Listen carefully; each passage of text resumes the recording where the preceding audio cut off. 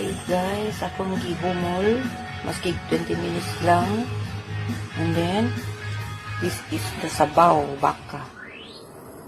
And then mag-prepare din ko og ahos and upat ka egg.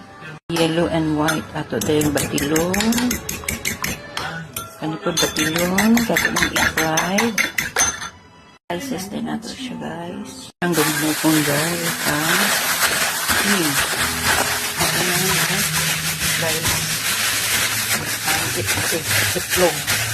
Naugumol, ato na din gibutang bilisan na nabukal-bukal nga sabaw sa baka. Wait lang din nato nga maluto siya guys. Luto na guys. Ato na i-prepare sa bowl. 강아지가 오면 몇 년이라니 어떤 음식일지 정말 궁금한데? Ganda sa bowl guys. 삶은 날개는 귀여워. 잠깐.